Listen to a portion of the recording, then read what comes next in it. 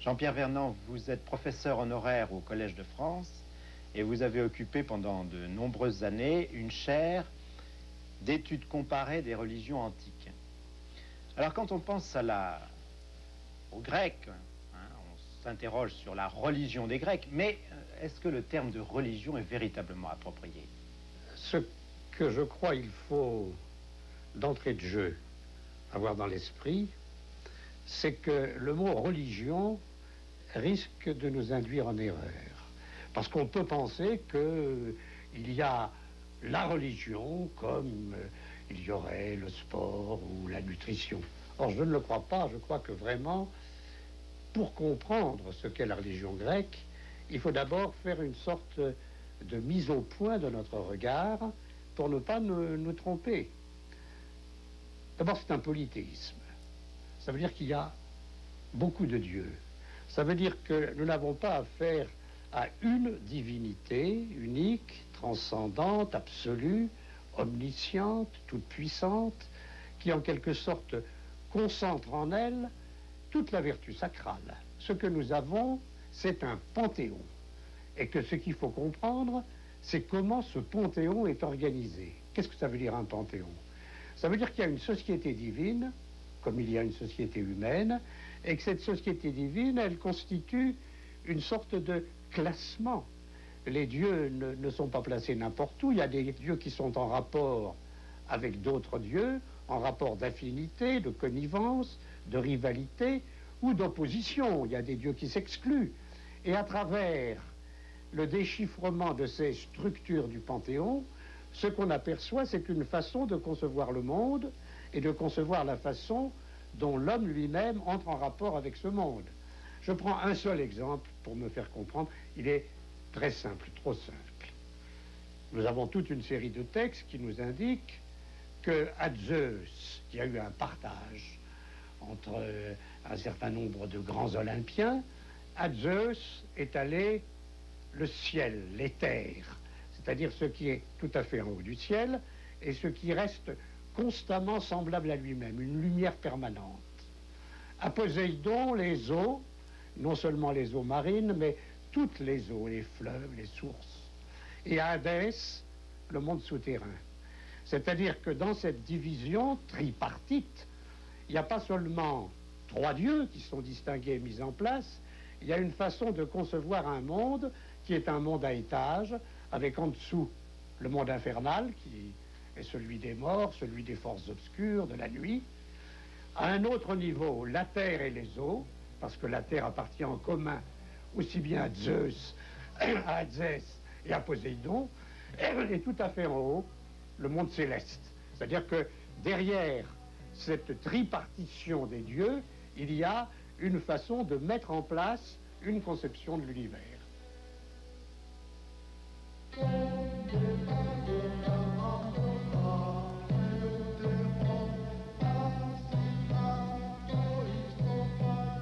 Un polythéisme, c'est quelque chose qui, du point de vue de la compréhension, pose d'autres problèmes qu'une religion monothéiste.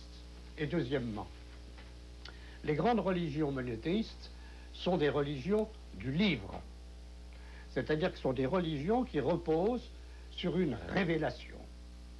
Ce sont des religions qui, soit parce qu'il y a eu un messie ou un prophète, ce que les Grecs ne connaissent pas, à un moment donné, a transmis une vérité éternelle et divine et sacrale à un groupe humain qui vit dessus et qui, cette vérité, elle est déposée dans le livre.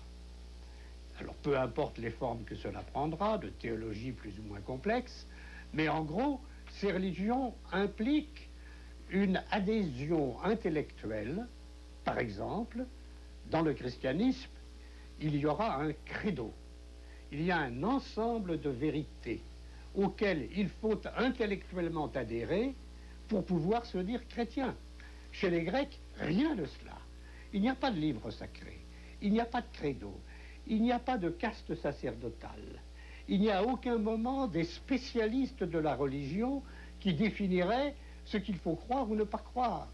Donc ce que nous appelons croire au Dieu en Grèce, c'est quelque chose qui, du point de vue de l'intelligence et des sentiments, est différent de ce que nous appelons la foi, avec tout ce que ça implique comme règle intellectuelle, comme savoir, comme adhésion de l'esprit à des vérités révélées. C'est pas ça. Alors nous avons des mythes.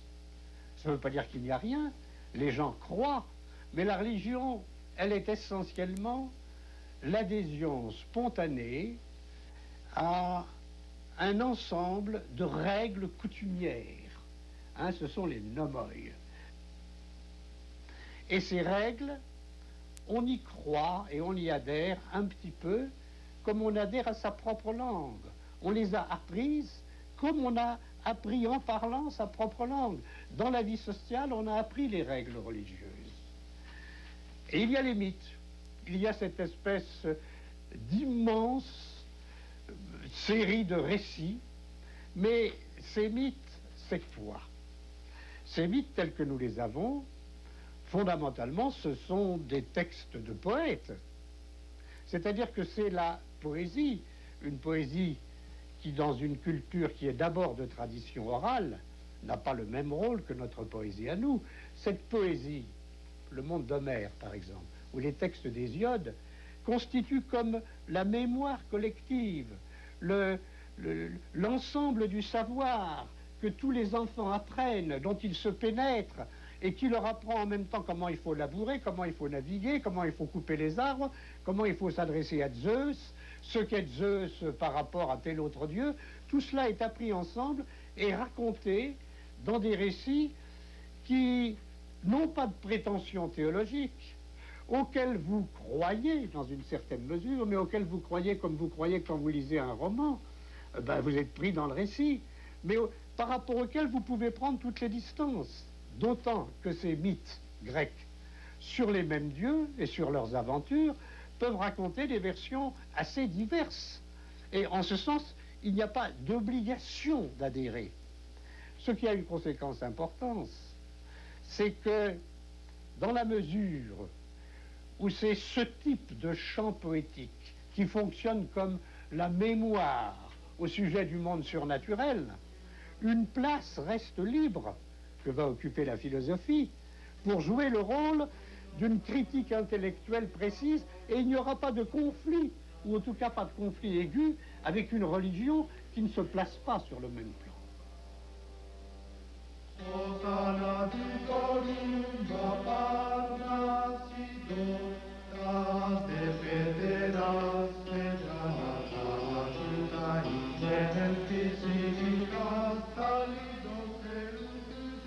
Ces dieux grecs ne sont pas, contrairement à notre Dieu transcendant, ne sont pas en dehors du monde, ne sont pas d'une autre nature que le monde dans lequel les hommes vivent. Non seulement ces dieux n'ont pas créé le monde, et encore moins l'aurait-il créé de rien, c'est-à-dire que le monde n'a d'existence que par rapport à cet au-delà divin qui est complètement différent de lui, qui est dans un autre espace. Pas du tout. Les dieux sont venus au monde dans le monde. C'est en quelque sorte le monde qui les a créés. À l'origine, il y a Chaos, il y a Gaïa, qui est une divinité, mais qui est une divinité à laquelle on fait parfois un culte, mais ce ne sont pas les grands dieux civiques. Donc les dieux font partie du monde. Ils font partie du monde, mais simplement ils se distinguent des hommes par le fait, par un caractère fondamental aux yeux des Grecs, contrairement à certaines religions orientales où on a des dieux qui meurent et qui ressuscitent, c'est que ces dieux grecs sont définis par leur éternelle jeunesse, par leur non-mortalité. Ils font donc partie du même monde que nous, mais sur le plan de la puissance, d'une part. Ce sont des puissances, des pouvoirs sans commune mesure avec le nôtre. Et sur leur plan de leur existence, dans une perpétuelle beauté, jeunesse et joie, ils font un contraste radical avec le monde humain. Un seul monde, pas de transcendance absolue, mais une ligne de démarcation nette entre les hommes et les dieux. Et Parce que les dieux font partie du monde, la religion elle-même fera partie de la vie sociale. Nous n'avons pas du tout, dans le cas de la religion grecque, ce que nous avons aujourd'hui, c'est-à-dire un domaine qui est le domaine profane, domaine de mes activités quotidiennes, de ma profession, de mes soirées quand je vais au cinéma ou au théâtre, profane. Et puis un domaine qui est le domaine sacré, avec une division nette entre les deux. Non, non, pas du tout. Et nous n'avons pas non plus, et c'est très important, rien qui ressemble à ce que nous appelons aujourd'hui une religion personnelle. C'est-à-dire l'idée que je me comporte comme tout le monde, mais c'est dans l'intimité de mon fort intérieur que j'ai une certaine attitude en face de la vie, que j'ai un contact avec Dieu qui ne regarde que moi. C'est en quelque sorte une religion privée. Pas du tout, pas du tout. La religion, elle baigne toute la vie sociale. Il n'y a pas un geste que fait le grec, qu'il s'agisse de manger, qu'il s'agisse quand on frappe à la porte d'aller recevoir un autre, qu'il s'agisse de sortir dans la rue et de commencer à voyager, qu'il s'agisse d'une naissance, qu'il s'agisse d'un acte politique, il n'y a pas un geste qui n'ait en même temps une dimension religieuse et qui n'implique dans la façon dont il est produit cet acte, dans le comportement, quelque chose qui est de l'ordre du rituel. Donc la religion est partout. Et ceci a une contrepartie, parce que la religion est une dimension de tous les faits sociaux, de toutes les institutions. On peut dire aussi bien que la religion n'est rien d'autre qu'un aspect de la vie sociale. On a donc une religion, au moins à partir du moment où existe la cité, c'est-à-dire à partir du 7e siècle certainement, une religion qui sera une religion, comme on dit, politique ou civique. Et cette religion, elle n'aura pas pour rôle, si je peux dire, d'extraire les agents sociaux, les individus, vous et moi, de leur vie quotidienne sociale, de leurs conditions d'existence sur cette terre. Ça n'est pas du tout une façon de les arracher au monde qui est le monde de la vie et de la mort. C'est une façon de les y installer à la place qui doit être la leur et dans des conditions de correction, d'accord avec le cosmos, avec les puissances divines, dans des conditions de correction telles que tout se passe pour le mieux. Non pas faire échapper l'individu au monde, mais intégrer l'homme dans le monde et dans la société à la place qui convient.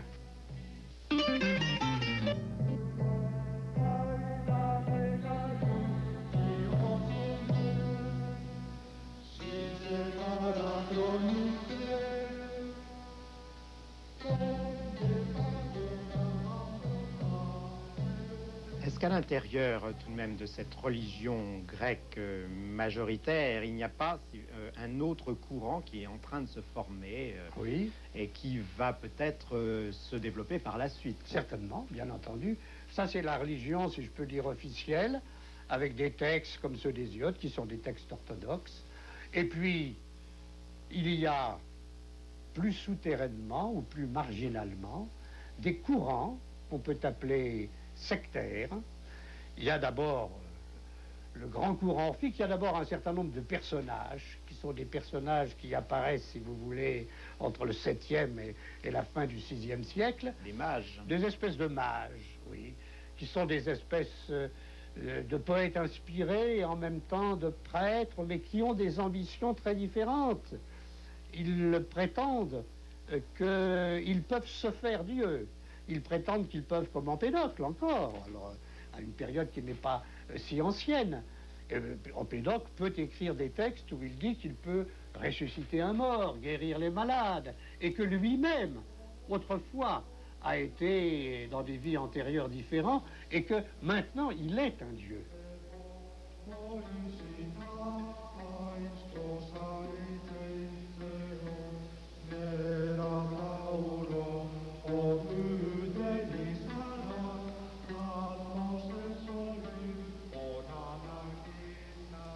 Et puis on voit pointer ces groupes orphiques, pythagoriciens aussi, que Platon va certainement modifier dans son enseignement, mais il va reprendre l'essentiel, c'est-à-dire on voit pointer au sein d'une religion intégrée à la vie civique et politique, et visant simplement à faire que notre existence dans ce monde-ci, dans cette cité où nous sommes, soit correcte, en accord avec l'ordre du monde, on voit pointer l'idée que chacun de nous possède une âme, une psyché, qui est un daimon, qui est une parcelle de divin, et que la grande affaire, soit par la réflexion philosophique, soit par des pratiques du type des orphiques, s'abstenir de certaines choses, la grande affaire est de libérer cette psyché de toutes ses attaches avec les parties désirantes ou passionnées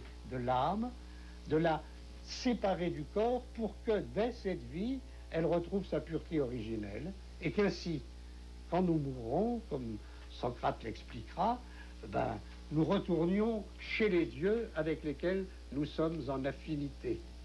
Alors, ces idées-là, dans la religion grecque classique, elles n'ont pas eu de succès.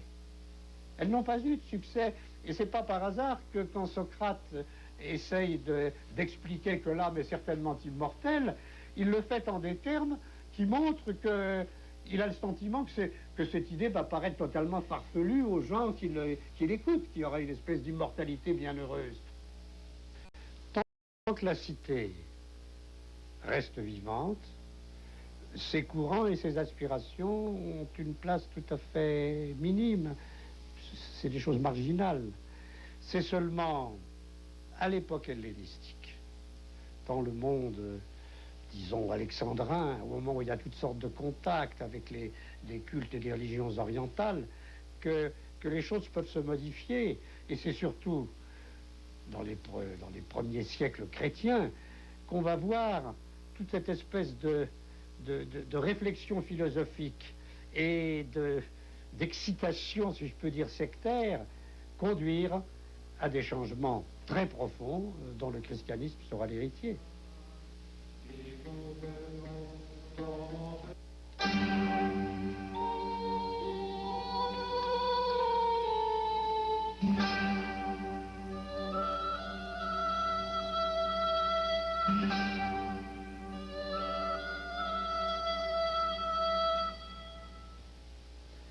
Jean-Pierre Vernant, vous pensez qu'il y a une méthode pour ressaisir la signification théorique et pratique des mythes grecs. Est-ce que vous pouvez nous en donner un exemple? Oui, je crois qu'en effet, le mieux est de prendre un exemple. Parce que le mouvement se prouve en marchant, et la méthode, ça consiste à lire. Alors, je crois que le plus simple est de prendre un grand mythe, le mythe de la fondation du sacrifice par Prométhée, qu'on trouve exposé à la fois dans la Théogonie d'Hésiode et dans les Travaux et les Jours du même auteur. Ce sont donc des textes qu'il faut lire et essayer de comprendre comme des textes. Alors, c'est un drame qui se joue en 3 actes. La scène a lieu, on nous le dit, à Méconée. Méconée, c'est une sorte de plaine qui existe dans le Péloponnèse, c'est une plaine de fertilité, une sorte de terre d'âge d'or, où tout marche tout seul. Et la scène se passe au temps, très ancien, où les hommes et les dieux ne sont pas encore séparés. Ils vivent ensemble, ils banquettent ensemble, et les hommes passent leur vie, comme les dieux, à s'éjouir dans les banquets, sans connaître ni les travaux, ni les fatigues, ni les maladies, ni la mort. Ils s'endorment au terme de très longues vies, comme on aspire au sommeil, ni les femmes. Ils naissent de la terre. Voilà. Mais vient un moment où Zeus, ayant réparti les honneurs entre les dieux, ayant mis les titans où ils doivent être, c'est-à-dire dans l'ombre du Tartare, il faut savoir qu'est-ce qu'on fait entre les hommes et les dieux. Où passe la ligne de séparation? Et c'est Prométhée, un titan, très rusé, très subtil, presque aussi intelligent que Zeus, très trompeur, et très proche des hommes à certains égards, qui est chargé officiellement de faire cette séparation. Qu'est-ce qu'il fait? Il amène premier acte, un grand bœuf. Ce bœuf est mis à mort et Prométhée le découpe. Il en fait deux parts. Une qui ira, c'est Zeus qui choisit pour les dieux, l'autre part pour les hommes. Et la ligne de partage entre les dieux et les hommes va suivre la séparation des parts. Mais Prométhée a truqué les deux parts. Ces deux parts sont des pièges et des mensonges. Pourquoi? Parce que les os blancs, dénudés, immangeables, il les a entourés d'une couche de graisse blanche et appétissante. L'appétit vous vient à la bouche rien que de voir ce paquet. Par contre, tout ce qui est bon à manger, les viandes, les chairs, tout ça a été enveloppé dans l'estomac de l'animal, d'aspect rebutant, et dans sa peau. Ça a l'air d'un rebut. Et on dit à Zeus de choisir. Alors naturellement, Zeus, qui est encore plus malin que Prométhée, comprend, mais il dit, dans ce duel de ruse qui va les opposer, il dit, bon, très bien, et il prend la part apparemment la plus belle.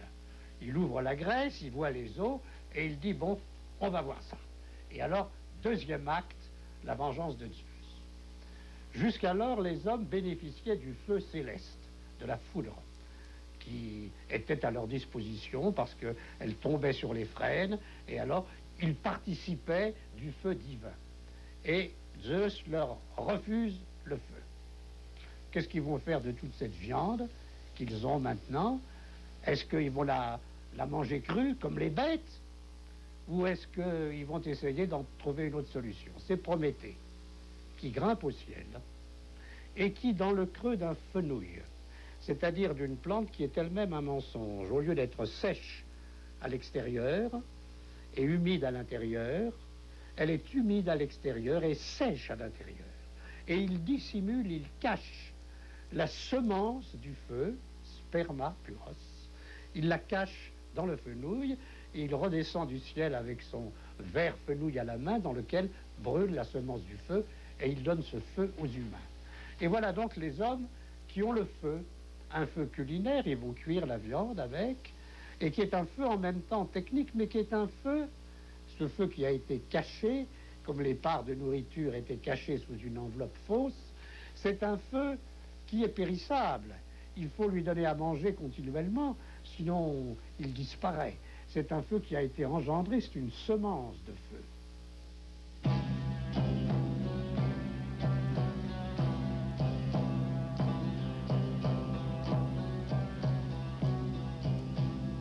Quand Zeus voit, troisième acte, le feu des cuisines qui brûle sur la terre, sa colère est sans borne.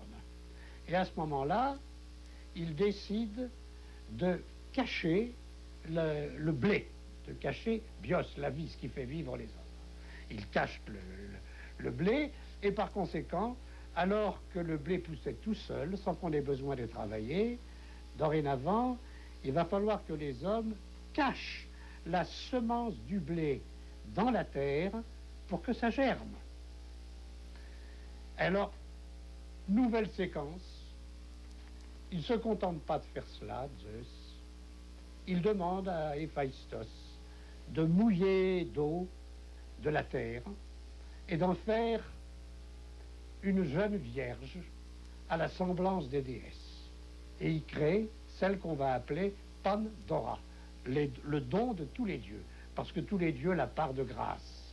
Alors cet être, qui est l'ancêtre de la race des femmes, est extérieurement aussi alléchante que la graisse qui entourait les os dénudés, aussi verdoyante et jeune que la tige du narthex qui cachait le feu à l'intérieur, mais derrière le charme qui émane d'elle et qui provoque l'amour et l'admiration, il y a quoi? Il y a d'abord qu'elle est de terre, et il y a qu'on a mis en elle un esprit de chienne, une espèce d'animalité, de bestialité, et toutes sortes de mensonges, un esprit menteur. Elle est donc elle-même un piège et un mensonge comme ceux que Prométhée avait fait.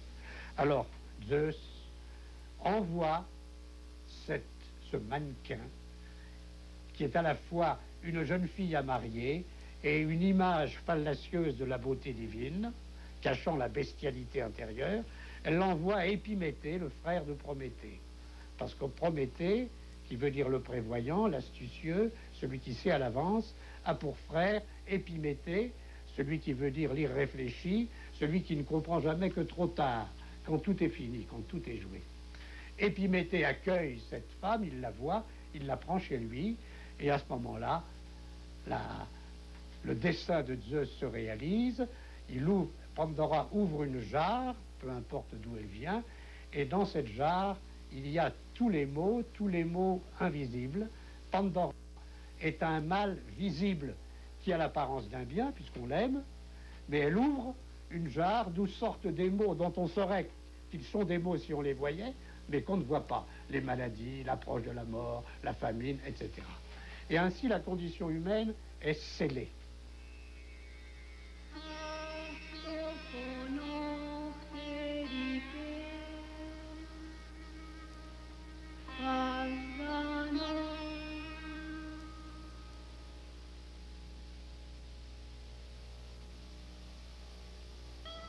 Mais le texte qui raconte ça a maintenant, si je peux dire, des conséquences, entre guillemets, théologiques. Pourquoi? Parce que la ligne de clivage qui a séparé les deux portions de la bête sacrifiée, les os blancs dénudés d'une part, qu'on va brûler sur l'autel pour les dieux, c'est ce que fait le rituel. Le rituel consiste à prendre les os blancs, les os des cuisses, et à mettre un peu de graisse dessus, et à le brûler pour les dieux. C'est-à-dire ce qui est non mangeable, avec des aromates. Parce que les dieux, eux, n'ont pas besoin de manger. Et surtout, ils ne mangent pas la chair d'une bête que la vie a quittée, une chair périssable, qui va devenir de la pourriture. Ils se nourrissent d'aromates, d'essences, d'odeurs imputrescibles, et c'est pour ça qu'ils sont des dieux. Les hommes, qui semblent avoir la meilleure part, ils ont la viande. Et en effet, dans le rituel du sacrifice, il y a des règles très précises de consommation de cette viande. Une partie est rôtie sur l'autel, une partie est bouillie dans des chaudrons, et ce sont les hommes qui le consomment. Mais par le fait qu'ils ont besoin de nourriture, qu'ils ont besoin de se nourrir d'une viande morte, cela prouve qu'ils sont mortels. Cela prouve que, contrairement aux dieux, leurs forces continuellement s'affaiblissent et s'épuisent. Et ainsi, la fraude de Prométhée en faveur des humains a institué un statut qui marque la condition humaine de la fatigue et de la mort.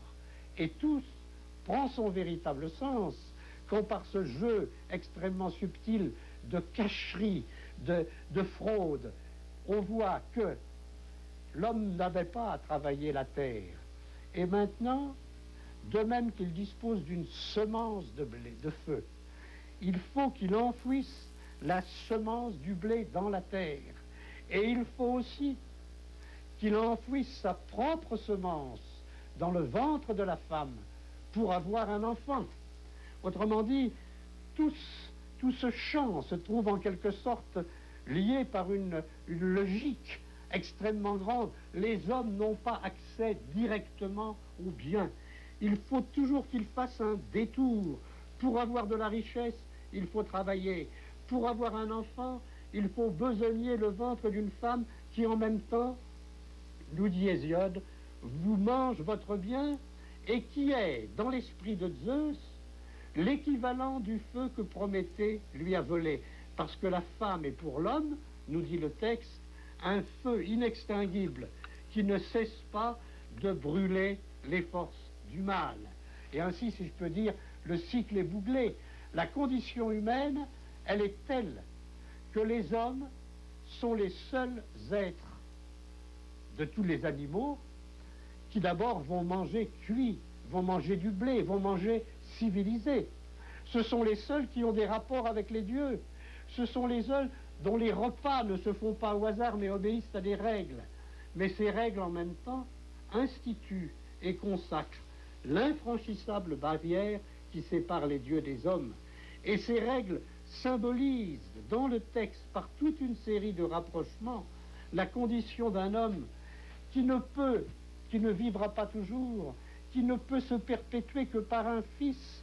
Mais pour avoir un fils, en quelque sorte, il faut qu'il l'ait reçu d'ailleurs que lui-même. il faut qu'il l'ait reçu de cette femme qui lui est donnée par le père de la femme, comme Pandora est donnée par Zeus à Épiméthée. L'homme n'a pas la jouissance des choses immédiatement. Ou encore, ce qui caractérise la vie humaine, c'est que placé sous le signe Prométhée, Épiméthée, prévoyance, irréflexion, toute espèce de bien pour l'homme a son revers et son mal. Il n'y a pas de bonheur sans malheur. Il n'y a pas d'espoir, l'espoir reste au fond, sans désespérance. Il n'y a pas de mâle sans femelle. Et l'ambiguïté apparaît ainsi comme la condition fondamentale d'un homme qui ne peut trouver la paix dans le cadre de cette théologie qu'en acceptant son destin. Le sacrifice signifie « sache que tu n'es pas un Dieu ».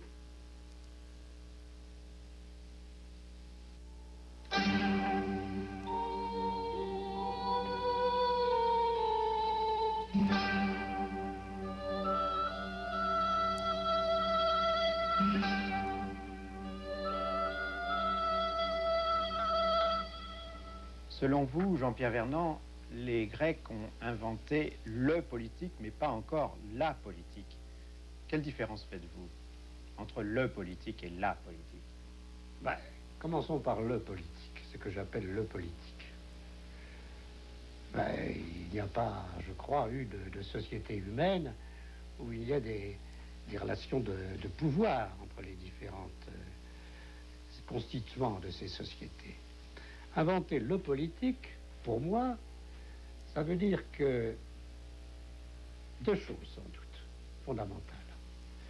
D'abord, qu'il y a cette expérience étonnante, tout à fait paradoxale, d'un groupe d'hommes qui, dans la Grèce du 7e siècle, de petits groupes d'hommes, pour des raisons que les historiens arrivent en partie à démêler, dont je ne parle pas aujourd'hui, je prends les choses à un niveau un peu philosophique et abstrait, un groupe d'hommes qui pensent leur communauté comme quelque chose, c'est un terme, tokoinon ou takoina, ce qui est commun, par opposition à ce qui est propre à chacun, et c'est l'idée que ce qui est commun doit être également partagé par tous, et qu'en ce sens, il y a de communauté humaine véritable, c'est-à-dire il y a de police véritable. Le politique, c'est la police, c'est l'institution de la cité,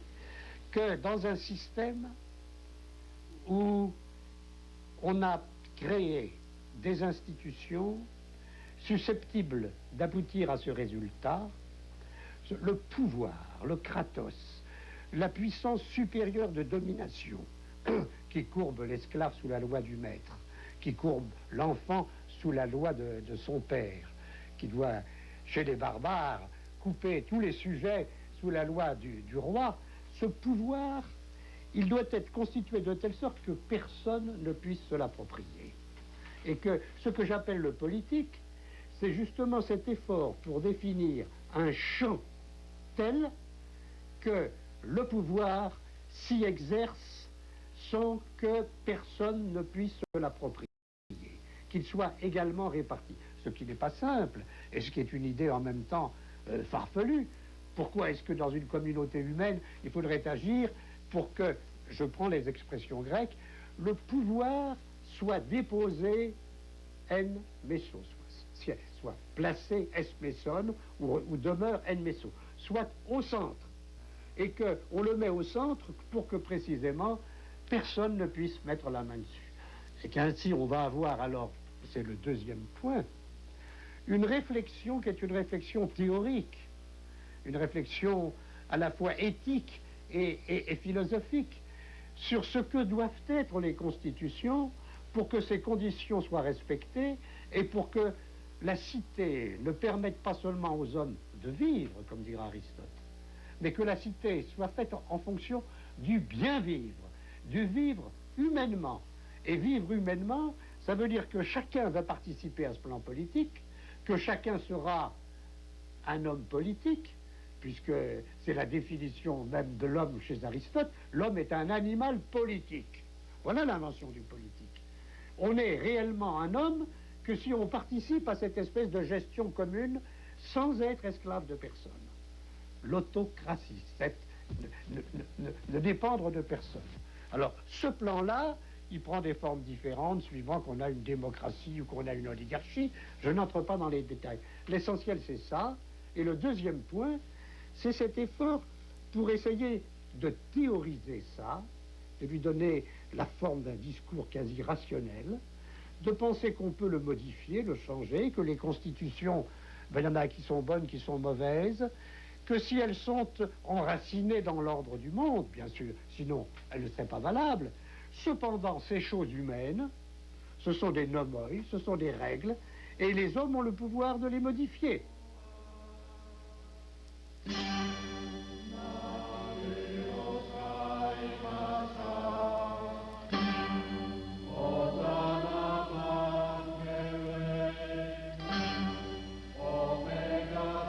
Le politique, parce que c'est pas par hasard qu'Aristote le dira que l'homme est un animal politique.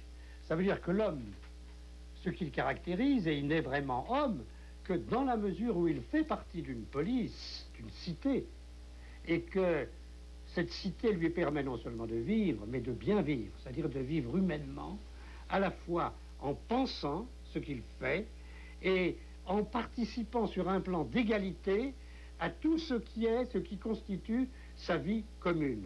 Et ça, je crois, c'est quand même une espèce d'invention extravagante et admirable.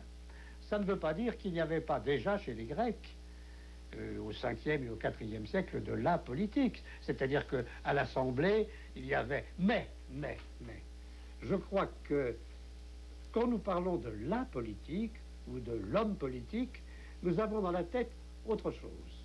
Nous avons évidemment par derrière l'idée que les Grecs ont inventé ça, que nous appelons la liberté.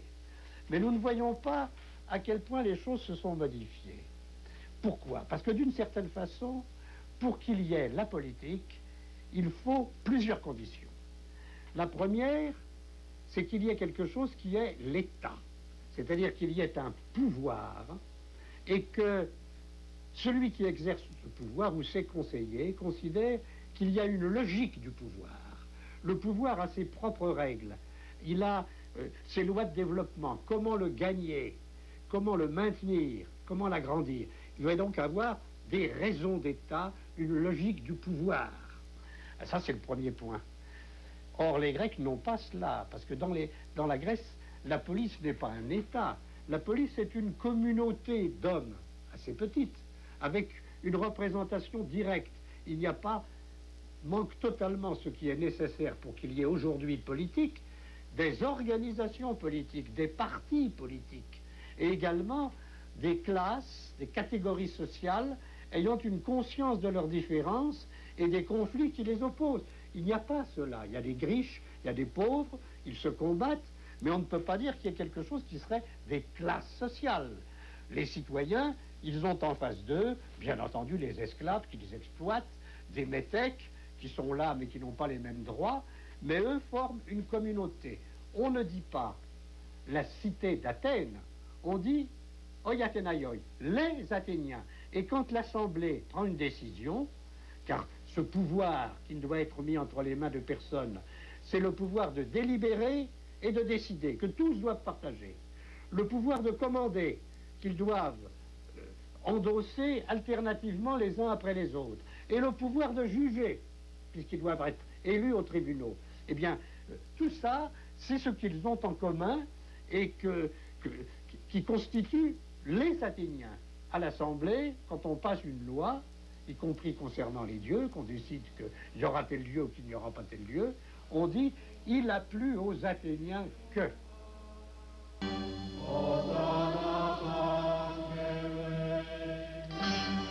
L'État implique en face d'elle qu'il y a des individus et que ces individus, ils ont eux-mêmes des droits.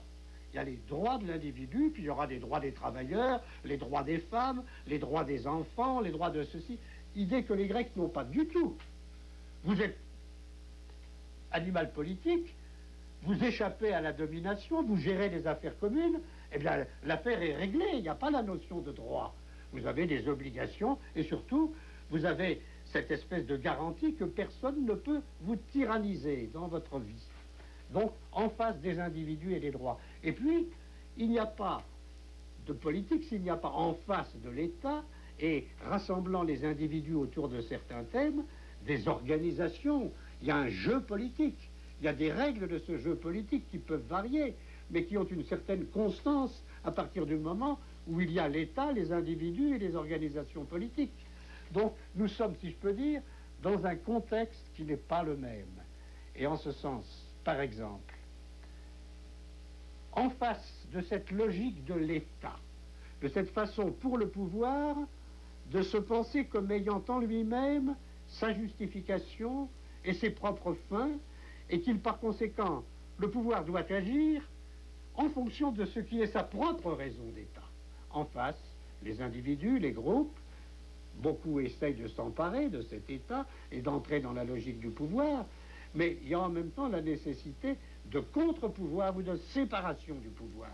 La politique s'instaure quand en face de cet État et de son pouvoir sont pensées en même temps les exigences de séparation des pouvoirs. Par exemple, le pouvoir judiciaire. Il faut qu'il y ait un pouvoir judiciaire qui ne soit pas entièrement intégré dans la raison d'État.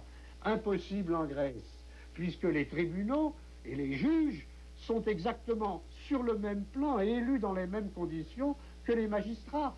Le pouvoir commun, c'est tout cela en même temps. C'est ce qui réglemente la vie de la communauté. Donc là encore, nous sommes dans un contexte différent. Et par conséquent, le problème qui se pose, le problème de l'éthique, en face du pouvoir de l'État, en face des droits des individus, du jeu des organisations politiques avec la dialectique des fins et du moyen, des contre-pouvoirs, une question ne peut pas ne pas se poser. Quel est le rôle de l'éthique? Comment est-ce que les valeurs morales s'insèrent dans les droits des individus et dans le pouvoir de l'État? Or, le problème ne se pose pas dans les mêmes termes pour les Grecs. En quelque sorte, c'est l'éthique, les valeurs, ce sont les valeurs mêmes de la politique. C'est cette nécessité de préserver le pouvoir d'une domination quelconque qui constitue la base et le moteur de toute la vie sociale.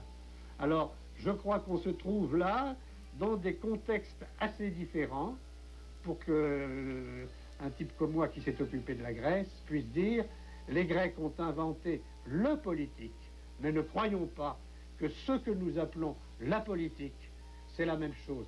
C'est pas la même chose, mais il n'y aurait pas notre politique si les Grecs n'avaient pas inventé le politique.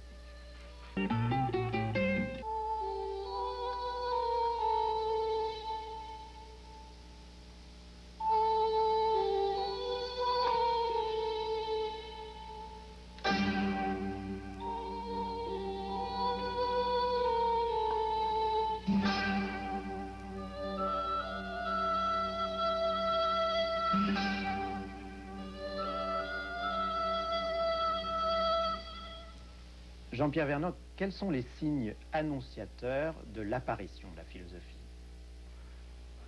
Signes annonciateurs.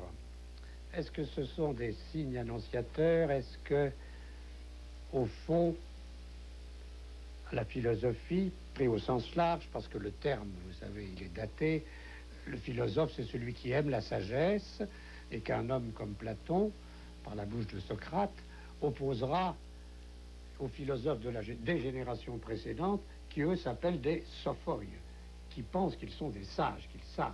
Tandis que la philosophie, c'est au moment où on met en question ce prétendu savoir qu'on prétend posséder.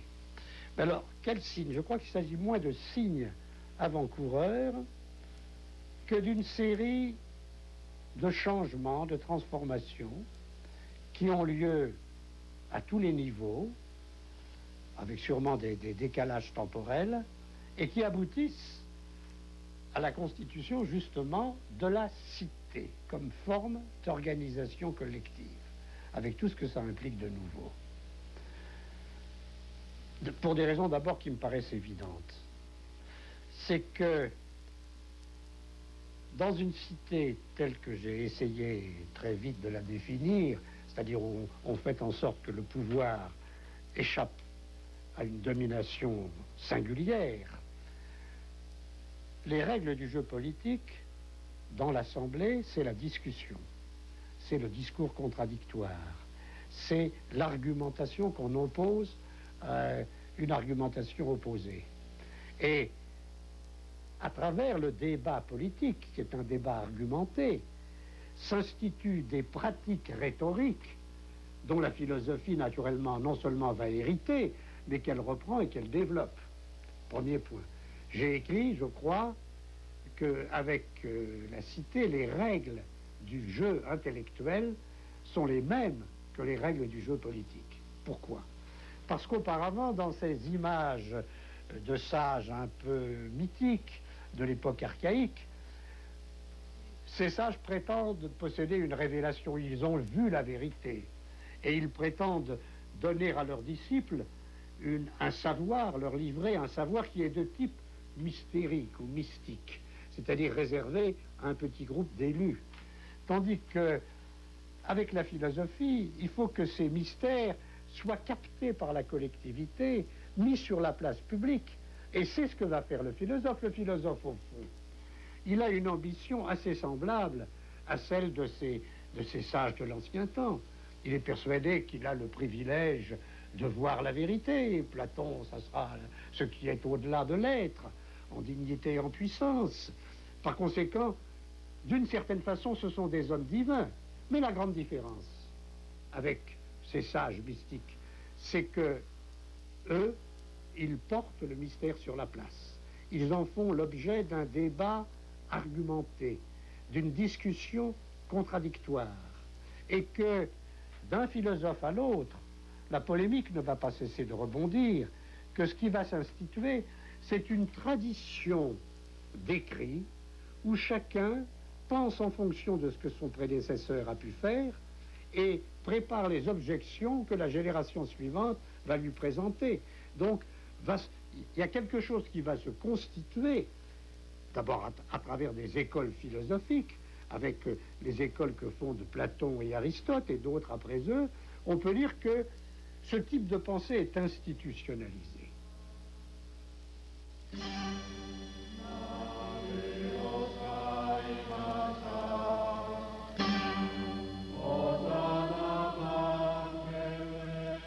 Alors ce type de pensée qui est en rapport avec la cité est en rapport aussi avec d'autres changements fondamentaux dont la cité est solidaire. D'abord l'écriture.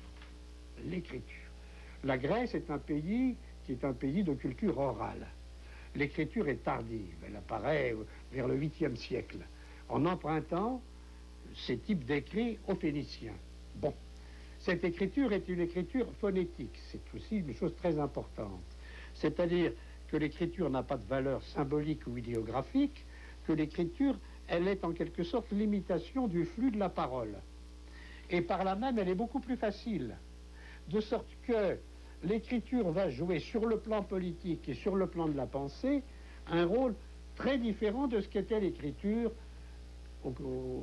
en 1200, au moment où les palais mycéniens antérieurs à la civilisation de la police s'écroulent. Là, c'était une spécialité de scribe au service du palais. Et il fallait apprendre à écrire, c'était vraiment une spécialisation très compliquée. Donc les scribes sont au service du pouvoir, ils comptabilisent le domaine du roi, tandis qu'au contraire, au moment où on a ce type d'écriture, l'écriture va servir à publier les lois. Et on a tout ce mouvement au cours du VIe siècle qui consiste à rédiger les législations et à les écrire sur des stèles ou sur des billots de bois qu'on fait tourner comme à Athènes, de façon à ce que chacun puisse voir quelle est la législation. Là encore, on porte sur la place publique ce qui était réservé à une élite.